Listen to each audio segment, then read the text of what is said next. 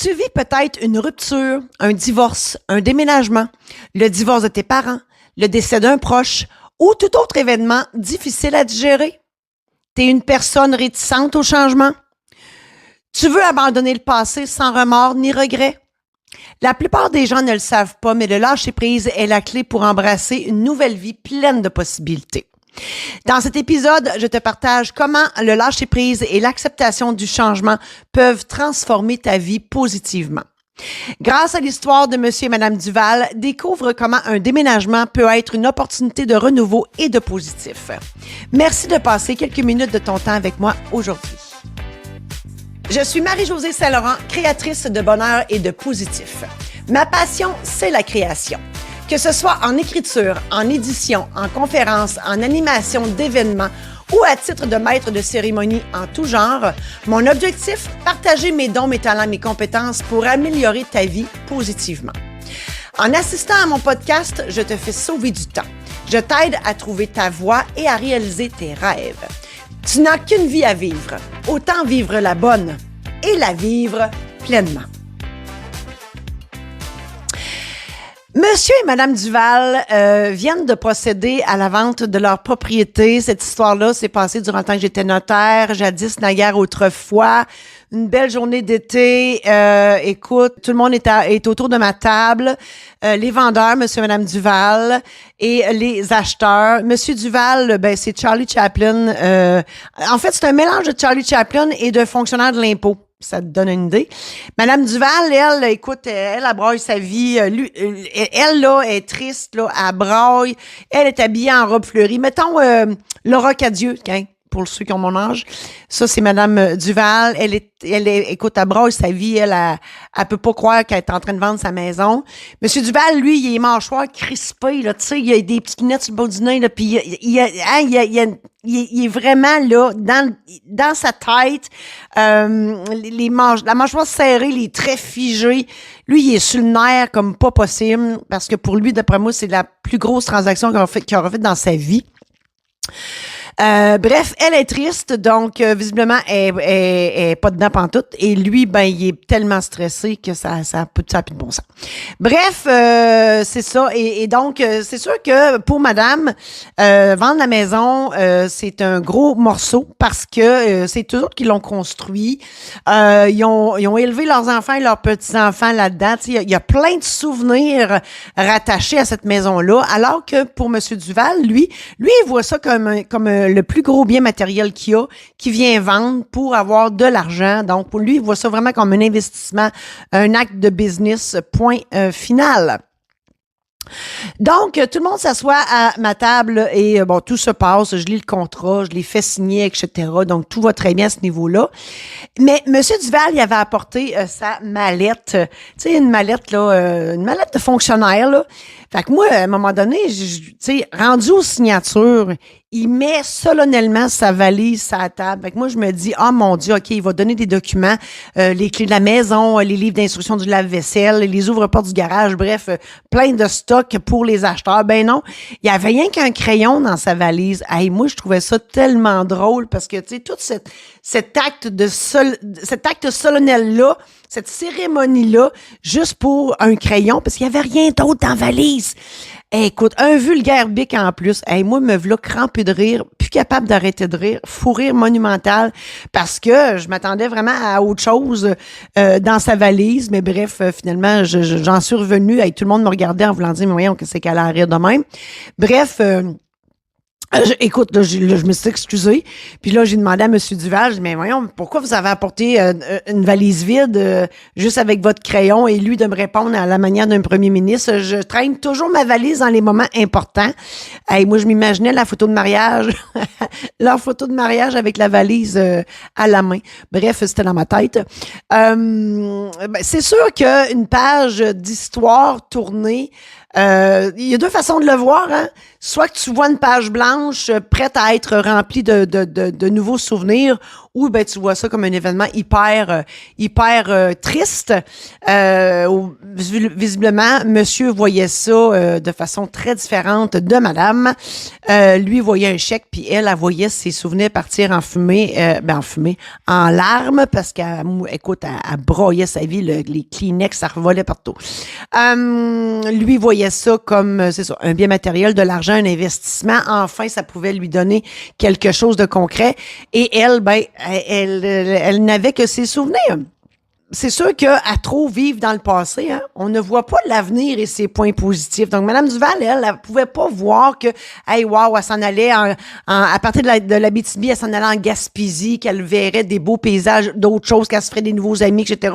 Non, elle était dans le passé, elle oubliait, tu sais, elle voyait tout ce qu'elle perdait, en fait. Alors que M. Duval, probablement que lui était à l'inverse, il voyait ce qu'il allait acquérir. Tu sais, c'est comprenable là, que lâcher prise, c'est pas facile. Comme Madame Duval, hein, toi-même, tu te trouves peut-être à tenir fermement au passé, à regarder plus en arrière qu'en avant. Et rappelle-toi que le pare-brise d'un véhicule est toujours plus grand que le rétroviseur. Hein? J'aime ça, cette image-là. Hein? Et parfois, c'est nécessaire de lâcher prise pour avancer vers quelque chose de plus lumineux. L'univers, là, elle nous envoie les outils, les moyens et les personnes dont on a besoin au moment opportun. Mais pour ça, il faut faire des moves des fois. Pas toujours évident, mais il faut faire confiance. Le changement, c'est souvent nécessaire pour avoir mieux. Donc, on tourne une page. Des fois, il faut changer carrément de livre, mais c'est pour le mieux. Mais en fait, en refusant de lâcher prise sur le passé et sur ce qui pourrait arriver, puis « oh mon Dieu, j'ai peur », etc., tu t'empêches, oui, d'écrire soit des nouveaux chapitres ou carrément de changer de livre. Lâcher prise, ça te donne la permission de créer des nouvelles histoires, des nouveaux souvenirs plus enrichissants et épanouissants. Hein? Mais c'est sûr qu'il y a des choses sur lesquelles on n'a pas de contrôle. Hein? Comme vieillir. À part mettre des crèmes antirides, puis faire des chirurgies, puis avoir du botox, vieillir, on n'y peut rien, on n'a pas de contrôle là-dessus. La ménopause, je peux te le dire, on n'a pas de contrôle là-dessus, on prend des hormones, puis c'est tout ce qu'on peut faire. La température, on n'a pas de contrôle là-dessus. Hein? On peut juste lâcher prise sur la température ou déménager en Floride ou tu t'habilles en conséquence de la température qu'il fait aujourd'hui.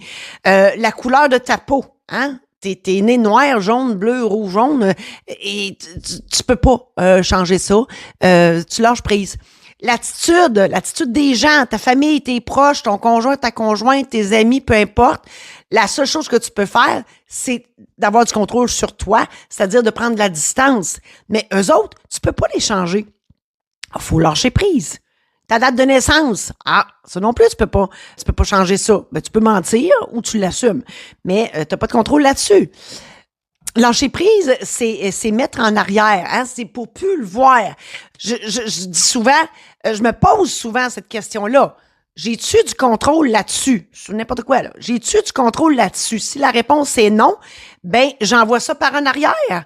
Parce que je veux plus le voir, puis si je le vois pas, j'y penserai pas, puis, tu sais, on n'a pas de contrôle là-dessus.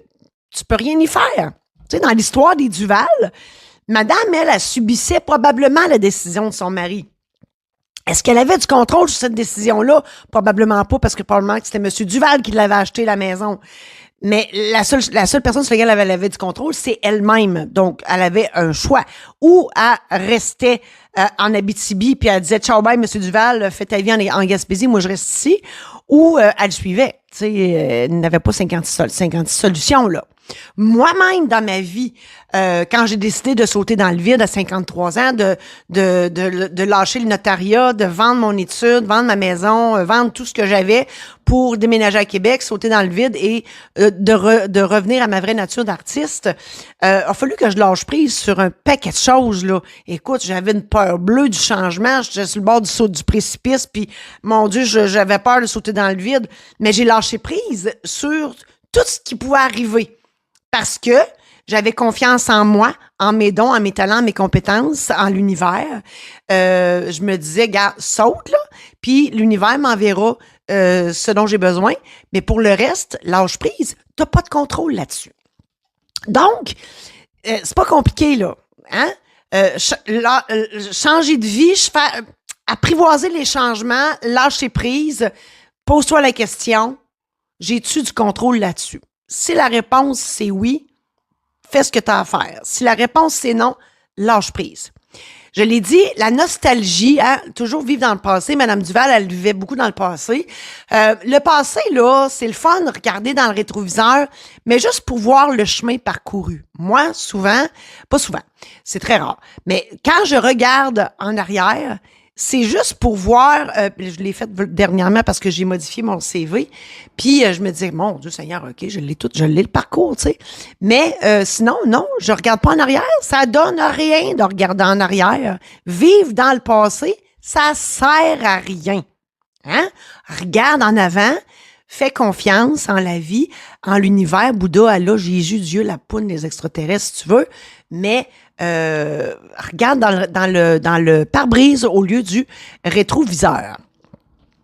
Comme à l'habitude, je te mentionne des citations. Une belle citation. Lâche prise sur ce que tu ne peux contrôler. Accepte de laisser aller ce qui n'est pas aligné avec ton bonheur. Fais de la place dans ta vie et dans ton cœur. Ben justement, le lâcher prise, ça a ça aussi. Le lâcher prise, c'est de lâcher prise sur ce que tu peux pas contrôler, oui. Et à laisser aller, justement, en lâchant prise, nécessairement, tu vas laisser aller plein d'affaires. Mais c'est correct parce que oui, sur le coup, tu peux être malheureux, malheureuse, mais c'est pour faire entrer des choses nouvelles, avoir de belles choses qui vont arriver dans ta vie. Mais si tu restes dans le statu quo, puis que tu subis au lieu de vivre, ben ça se peut que tu trouves la vie plate. Une autre citation. Il n'y a que 2 jours dans l'année où l'on ne peut rien faire. Il s'appelle hier et demain. Ah, que j'aime ça. Hier, évidemment, c'est passé. On peut rien ni changer. Demain est pas encore arrivé. Fait qu'il faut que tu fasses confiance. Le jour où tu peux faire une différence, c'est aujourd'hui. Donc, travaille sur aujourd'hui puis fais confiance en demain. Une autre citation. Le lâcher-prise, c'est avoir suffisamment confiance en ce que nous sommes pour ne pas nous épuiser à avoir raison à tout prix. C'est ne pas chercher à être cru ou compris, même par ceux que l'on aime. C'est de ne pas exiger de résultats de nous ou des autres. C'est ne rien attendre. Ça aussi, lâcher-prise, c'est une absence d'attente. Tu fais juste lâcher-prise, puis tu fais confiance. Puis tu te dis, regarde, peu importe, là, j'ai pris les décisions par rapport à moi, sur ce que moi, je pouvais faire ou changer pour vivre et non pas subir. Et pour le reste, tu fais confiance. C'est tout. Une autre citation. Accepte ce qui est, laisse aller ce qui était et aie confiance en ce qui sera. C'est Bouddha qui a dit ça. C'est pas un deux de pique, lui-là. Là. Donc, effectivement, tu laisses aller ce qui est passé parce que tu n'as plus de contrôle là-dessus. Puis, il faut que tu aies confiance en ce qui sera. Donc, pose les actions que tu peux poser parce que tu as du contrôle dessus.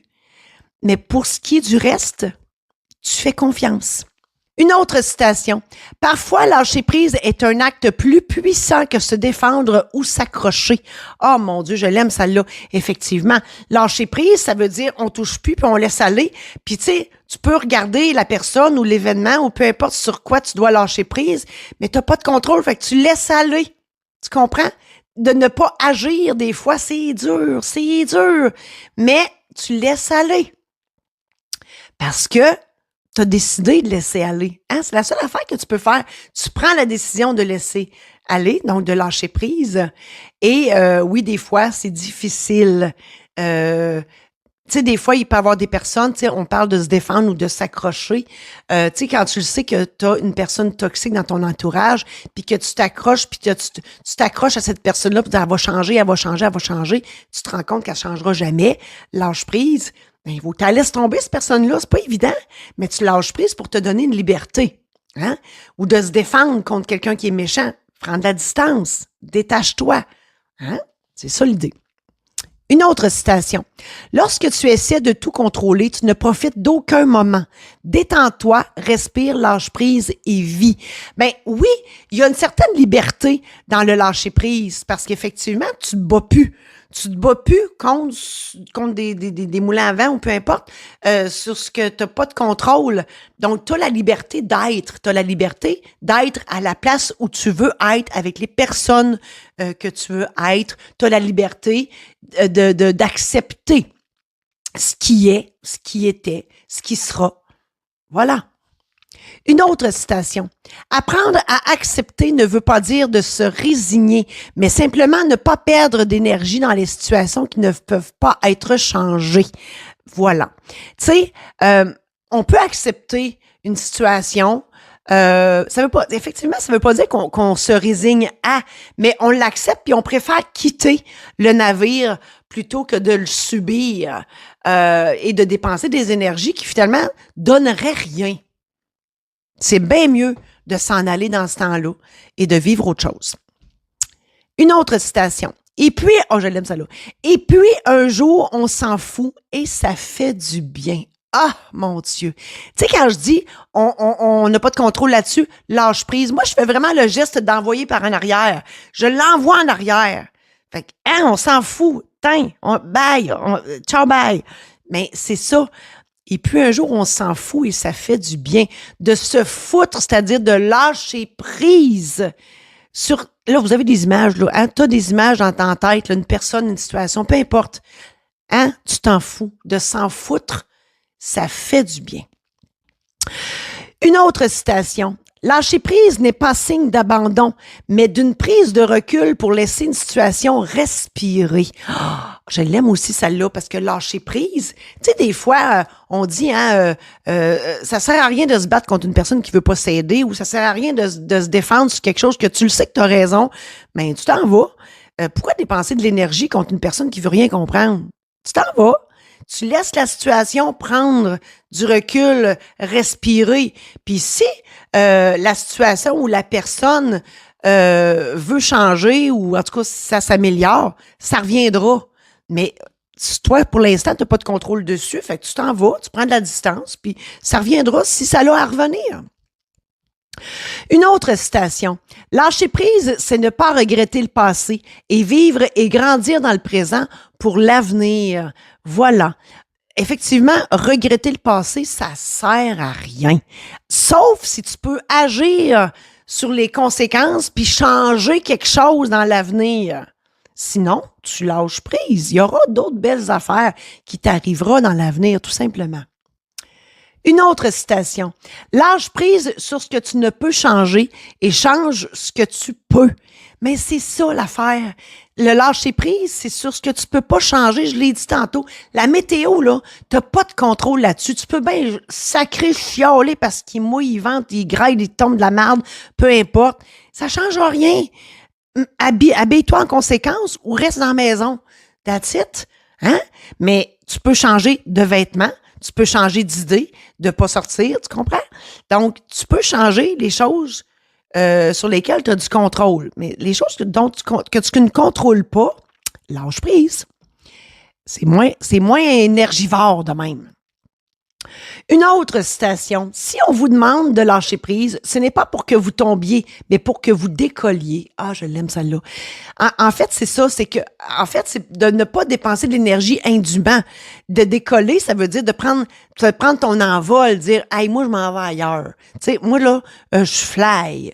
Hein? Tantôt, je parlais de on s'en fout. Mais c'est ça. Tu fly vers une autre direction, tout simplement, plus léger, plus légère, en toute liberté. Tu t'en fous. Tu n'as pas de contrôle là-dessus. Tu lâches prise et tu décolles vers ailleurs. Une autre citation. Le bonheur ne vient pas d'acquérir, mais de lâcher prise. Bon, c'est sûr qui disent l'argent fait pas le bonheur, ça aide un petit peu. Mais dans le sens que le mot acquérir, je le prends plus de genre d'avoir raison, hein, de gagner ton point, dans ce sens-là. Tu sais, si toi, à l'intérieur de toi, tu sais que tu as raison, ça sert à quoi de te battre? Hein? Lâche prise, va-t'en ailleurs. Dépense tes énergies là où ça fera du bien à quelqu'un. Voilà. Une autre citation. Ne perdez pas de temps à vous soucier de ce que vous ne maîtrisez pas. Ah, à moins que tu veuilles vraiment le maîtriser. On comprend.